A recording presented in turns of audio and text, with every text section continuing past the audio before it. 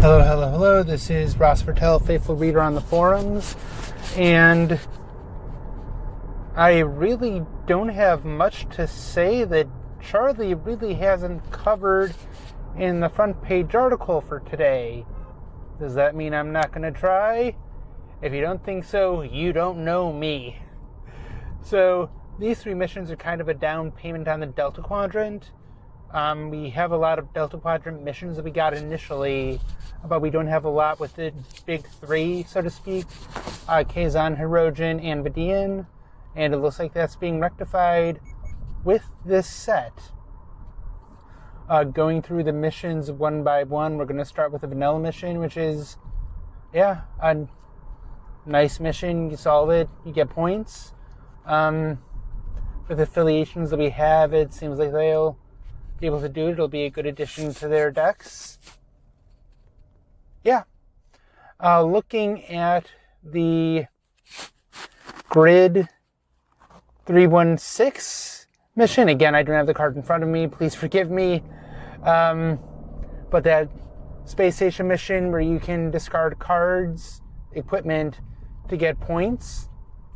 The article mentions that it's a version based on the Alpha Quadrant one. Except the thing is, you don't have to go to or from the Alpha Quadrant to make use of this. So all strategy things that I have to say for this mission, you could also use for the mission that already exists. Although, it's not a bad mission to complete late game, especially with the emergency transporter armbands.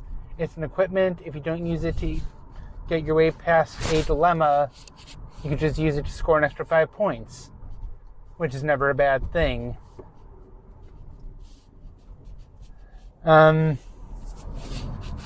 there's also some cheap equipment you can use. There's equipment that costs 0. A lot of that is more affiliation or situationally explicit. I do want to note that Trillium D is an equipment, and there is that card that makes missions attemptable by Starfleet. So if you want to do so in the Delta Quadrant, go wild. There are incentives for traveling outside the quadrant.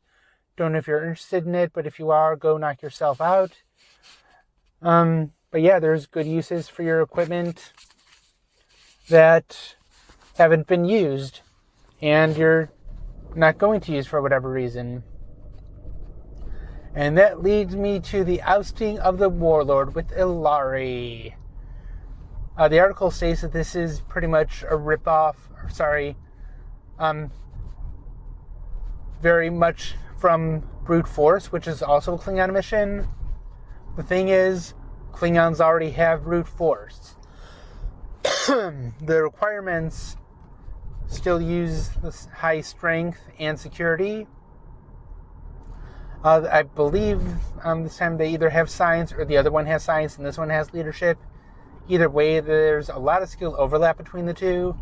You may not initially want to put them in the same deck due to issues with minor inconvenience, but there's nothing saying that the Klingons can't solve both missions. One's worth 35, one's worth 40. Both have a 5-point kicker. If you solve them with the same affiliation, and that affiliation is Klingon, that's an extra 10 points. You're only 15 away from the win. This is a 2-mission deck, and the Klingons do play in both quadrants. So I can see them making really good use of this mission. We'll see how the meta adopts to it. You can also pretty much see that the Hirogen will be able to use this pretty well when they come out, presumably.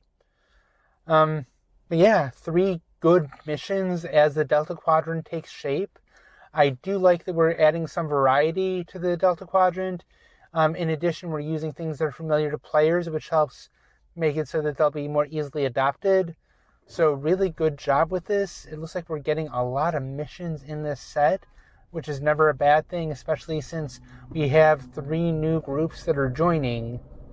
So it was either make a bunch of missions that all 3 of them can use, or at least 2 of the 3 can use, or make a card that lets the Vidians attempt missions, and this is the better option.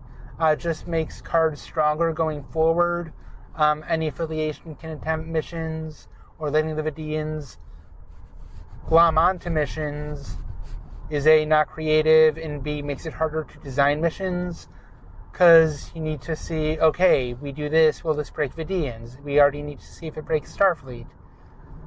So there are cool things that you can do, and even if the Klingons don't for some reason use the Delta Quadrant cards, they shouldn't have any problems with their range going into the Delta Quadrant. So this is a very good mission for them. Yeah, that is all that I have for today. Thank you very much for listening. Design did an excellent job with these cards. Kudos and bravo. And yeah, we will see you next time. Thank you very much and have a good day. Bye-bye.